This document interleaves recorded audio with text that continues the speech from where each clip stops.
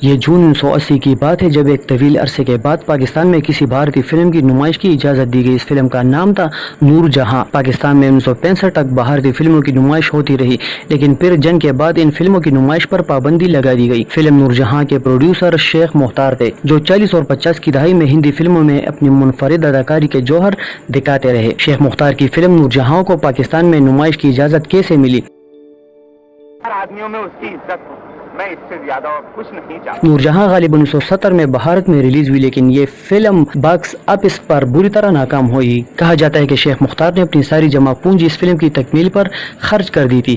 اس film کی ناکامی کا شیخ مختار کو بہت دکھ ہوا۔ 1980 میں انہوں نے پاکستان شفٹ ہونے کا فیصلہ کیا اور پھر وہ اپنے بیٹوں کے ساتھ پاکستان چلے آئے۔ آتے وقت وہ اپنی فلم نور جہاں کا فرنٹ بھی ساتھ لے آئے۔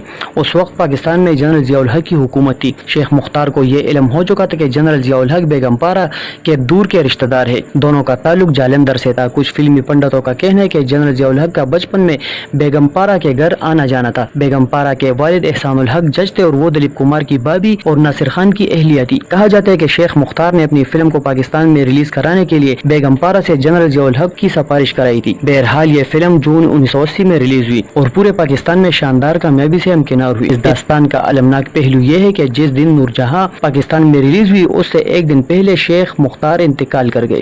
شیخ مختار کے والد کا نام محمد شفیع خان تھا، جو پولیس انسپکٹر تھے، جن کی پیدائش کراچی میں ہوئی تھی۔ شفیع خان نے اپنے تبادلہ دہلی کرا لیا۔ شیخ مختار کا بچپن جامع مسجد دہلی کے قریب گلی چوڑی والا میں گزرا۔ انہوں نے Anglo Arabic school Ajmeri gate Delhi سے تعلیم حاصل کی۔ ان کے والد کی آرزو تھی کہ ان کا بیٹا پولیس یا فوج میں ملازمت کر، لیکن وہ تھیٹر میں کام کرنے کے ارزومند تھے۔ ان کے علاقے کے ایک شخص نے تھیٹر میں کام شروع کر دیا۔ شیخ مختار طویل القامت تھے اور انہوں نے کئی کرداروں میں بہترین صلاحیتوں کا مظاہرہ کیا۔ ان کی ایک مشہور فلم دادا تھی۔ نور جہاں میں انہوں نے شیر افغان کا کردار ادا کیا، جسے بہت پسند کیا گیا۔ ان کی دیگر مشہور فلموں میں روٹی، اسمگلر، بادل، استادوں کے استاد، گنگو، ایک ہی راستہ، ہم سب استاد ہے، شہنشاہ بابر، ہلاکو، چنگیز خان اور دو استاد شامل ہے۔ روٹی ہدایت کار محبوب خان کی فلم تھی۔ اس فلم میں ان کے ساتھ چندر موہن بھی تھے۔ یہ اپنے دور کی زبردست فلم تھی اور اس میں شیخ مختار کے ساتھ دیگر فنکاروں نے بھی اعلیٰ درجے کی اداکاری کی تھی۔ 1939 میں ریلیز ہونے والی ان کی فلم ایک ہی راستہ بھی چونکا دینے والی فلم تھی، لیکن ان کی فلم چنگیز خان کو ہمیشہ یاد رکھا جائے گا۔ اس فلم میں انہوں نے چنگیز خان کا کردار اتنی مہارت سے ادا کیا کہ فلمی فنڈت حیران رہ گئے۔ اس کردار کے لیے وہ بالکل فٹ تھے۔ چنگیز خان کے کردار کے لیے شیخ مختار جیسی دبنگ شخصیت ہی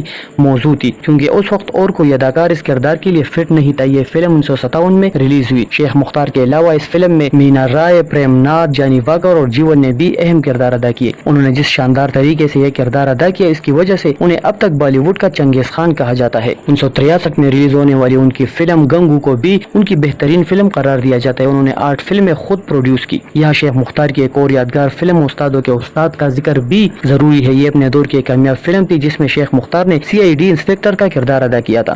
اس فلم میں اشوک کمار نے منفی کردار ادا کیا تھا اور وہ اسمگلروں کے سرغنہ بنے تھے۔ یہ فلم سسپینس اور تجسس سے بھرپور تھی۔ اس فلم میں پردیپ کمار اور شکیلا نے ہیرو اور ہیروئن کا کردار ادا کیا تھا۔ شیخ مختار نے جب نور جہاں بنائی تھی تو انہیں یقین کامل تھا کہ یہ فلم بھارت میں بہت کامیاب ہوگی۔ انہوں نے بہت پیسہ خرچ کیا۔ فلم کی موسیقی روشن کی تھی۔ مینا کماری نے نور جہاں کا کردار ادا کیا تھا، جنہوں نے بڑی متاثر کن اداکاری کی، لیکن اس فلم کی ناکامی سے وہ سخت دل برداشتہ تھے۔ ان کا خیال تھا کہ یہ فلم متعصب ہندوؤں کی وجہ سے ناکامی سے دوچار ہوئی ہے۔